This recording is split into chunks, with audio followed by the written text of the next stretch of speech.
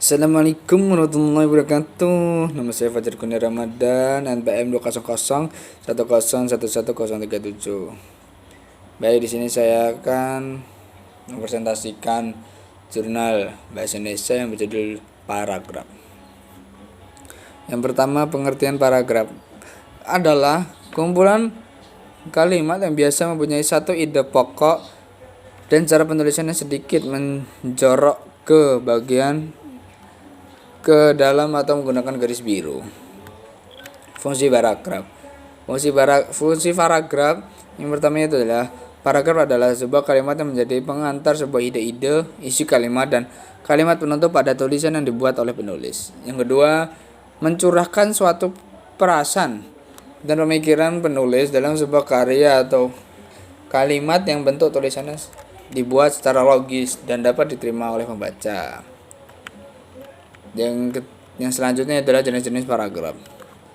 Jenis-jenis paragraf yang pertama adalah paragraf berdasarkan fungsi. Yang pertama adalah paragraf pembuka. Dalam sebuah karangan, kecuali karangan ilmiah, paragraf pembuka umumnya ditulis untuk memancing rasa keingintahuan pembaca terhadap isi artikel secara keseluruhan. Yang kedua adalah paragraf isi. Paragraf ini berisi bagian kelompok-kelompok dalam suatu karangan. Yang ketiga, paragraf penutup. Paragraf ini biasanya berisi kesimpulan, saran, harapan, ringkasan, dan penekanan kembali hal-hal yang penting dalam setiap karangan. Paragraf penghubung. Paragraf ini fungsi adalah untuk menghubungkan antara paragraf satu ke paragraf lainnya atau ke karangan lainnya. Jenis paragraf berdasarkan letak gagasan utama. Yang pertama, paragraf deduktif. Paragraf deduktif adalah paragraf yang letak gagasan utamanya terletak di awal paragraf. Paragraf induktif adalah paragraf yang letak gagasan utamanya berada di akhir paragraf. Paragraf ineratif yaitu adalah paragraf yang letak gagasan utamanya berada di tengah paragraf. Yang D, paragraf campuran. Paragraf campuran adalah paragraf yang letak gagasan utamanya yang berada di awal dan juga di akhir paragraf. Jenis-jenis paragraf berdasarkan isi. Yang pertama, paragraf eksposisi. Paragraf eksposisi adalah paragraf yang isinya bertujuan untuk memberikan penjelasan atau pengertian secara singkat dan padat.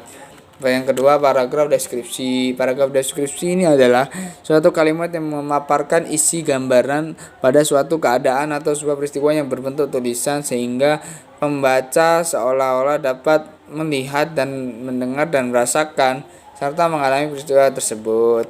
Yang ketiga adalah paragraf persuasi. Paragraf persuasi adalah paragraf yang dimana isinya dapat mempengaruhi atau membujuk membaca untuk tertarik dengan gagasan atau ajakan yang dibuat.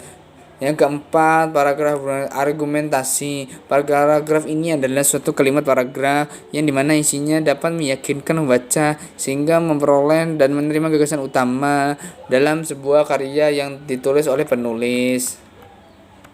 Yang kelima, paragraf narasi. Paragraf narasi adalah suatu kalimat paragraf di mana isinya menceritakan suatu peristiwa, sebuah masalah sehingga membuat pembaca menjadi terhibur atau terharu.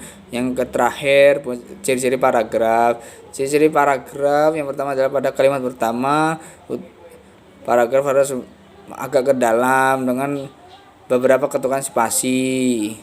Yang kedua, paragraf biasanya digunakan sebagai pikiran utama dalam sebuah kalimat atau topik yang telah ditentukan oleh penulis. Yang ketiga, kalimat topik atau kalimat pengembang dalam paragraf memiliki fungsi dan penulisan di mana fungsi tersebut dapat dijelaskan menerangkan pemikiran utama dan penulis dalam menuliskan sebuah karya atau karangan yang dalam topik.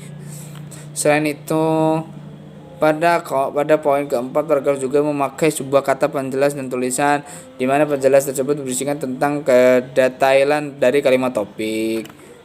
Baik, cukup sekian dari saya. Kurang lebihnya saya mohon maaf. Wabillahi taufiq wal hidayah. Wassalamualaikum warahmatullahi wabarakatuh.